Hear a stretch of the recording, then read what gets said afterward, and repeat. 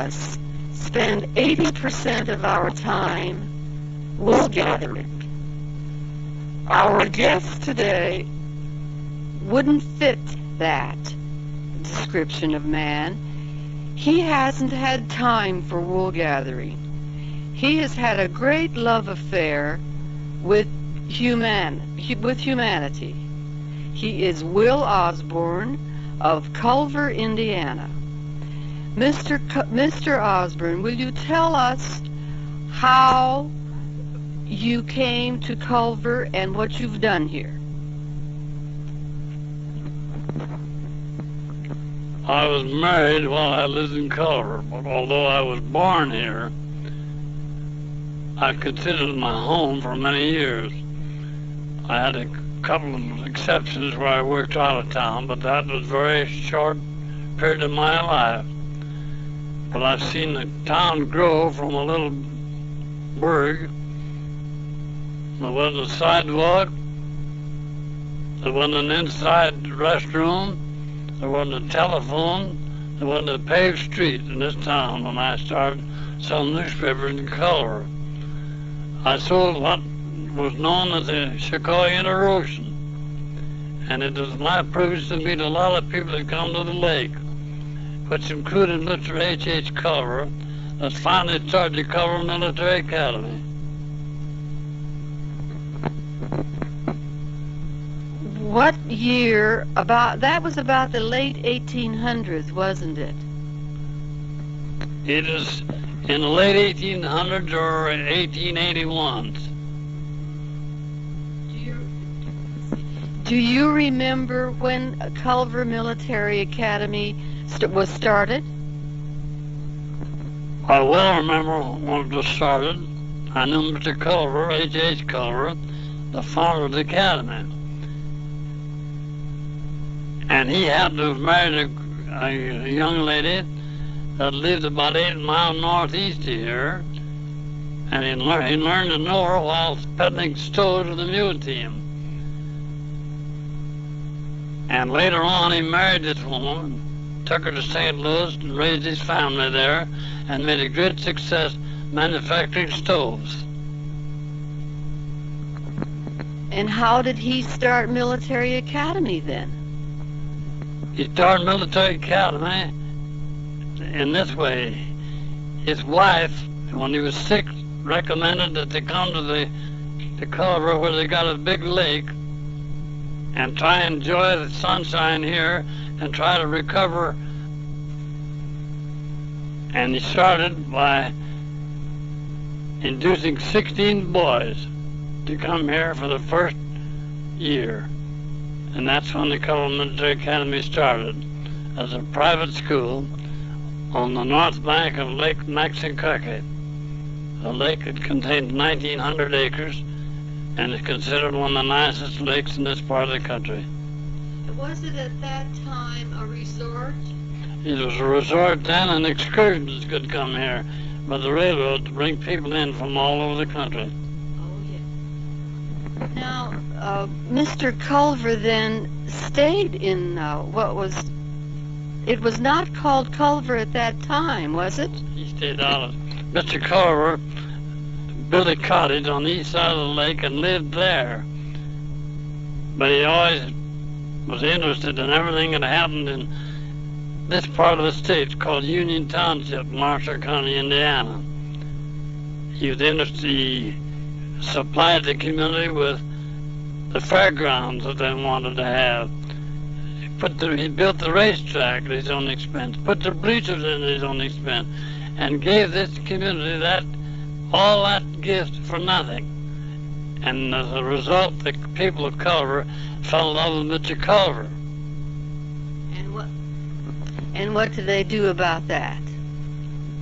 They felt so obligated to Mr. Culver that they signed a petition with 100 names on that they had submitted to the county commissioners, who had the authority at that time to name towns.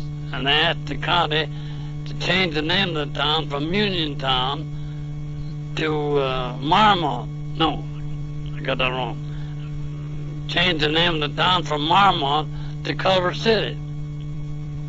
The name of the town to begin with was Uniontown, and was later called Marmont in honor of a French general. And then from that name it went to Culver in honor of Mr. Culver, who had done so much for this town. Now, Mr. Osborn, today you're 93 and a half, and you look back on a long life of service to your community. Will you tell us how you carried out this business of helping people in the community? Can you tell us any stories about people that you had great faith in? I can tell you many stories, but I'll tell you one about a man that came in to see me that lived on 120 acres of land that his father left him. That was a very precious home to him. Came in one day, stood his pocketbook on the table, and emptied $46 on the table. He says, "There's every dollar I've taken in on that farm the whole year." He says, "I sold my corn for 15 cents a bushel, my hogs for 2.5 cents a pound, and my cattle for 2.5 cents a pound. I got a mortgage on what the interest is due, and my tax on my land due, and I can't pay them." I said, "Well, is there anything I could do to help you?" Well, he said, "I don't know." Well, I said, "Let me tell you something. If you had a cancer on your lip, I couldn't help you. But the trouble you've had, I believe I can help you out just exactly. We're going to give you the money to pay that tax on your land that's delinquent. We're going to cancel the interest on that mortgage of yours. And I want you to go back home and save that farm that you inherited from your father." And I'm happy to tell you that he saved that farm. When he died, he didn't know a dime on it. That is a marvelous illustration of great faith in your community. You had another story which I'd like for you to tell us about saving a young man who actually helped to rob you and the institution. Let's go into that story. This illustrates your great faith in human nature. During the time that this robbery was pending, a young man who was the son of a preacher in Knox, Indiana, had been employed by these robbers in Chicago to drive the car because he knew the roads. They were all captured here at our bank. All the Culver Military Academy turned out with guns and helped us capture these boys. They had a trial in Warsaw, Indiana, and they had the money to hire Clarence Dare to defend them. And the jury of farmers sentenced them to prison for life. And one of these boys was the son of a preacher in Knox, Indiana, who drove the car. And he wrote me a letter after he'd been in prison 7 years, wanting me to come and visit him. I went over to prison to visit him, and we had a long talk. And at that time, I talked to the warden over there at the prison, and I made up my mind that fellow was worth saving. That he'd been the son of a preacher, he'd been raised right, and there's no reason why he shouldn't be back in society doing his duty as a citizen. How did you go about saving him? I immediately offered my assistance to try to get him out of prison. And my directors were not favorably impressed with that idea, but I insisted that that was the thing to do. That I checked this boy at the prison, talked to the warden, and talked to many people in Knox about him, and I was convinced that he was worth saving. And even though my directors were opposed to it, I felt it was my duty. And I did get him out. After working on it for about 5 months, and he lived a good life. When he died, he had never harmed a soul after I got him out of prison.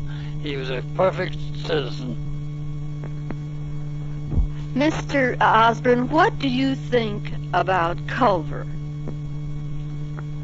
Well, I've lived here practically all my life, and I've learned to love this town and the people that's in it. I don't know a place in the country that's more loyal to its citizens than Culver. I knew this town when there wasn't a sidewalk in town, there wasn't an inside toilet, there wasn't a telephone in town, there wasn't an automobile. In fact, there wasn't any that things we call modern conveniences now. Well, I started at that time.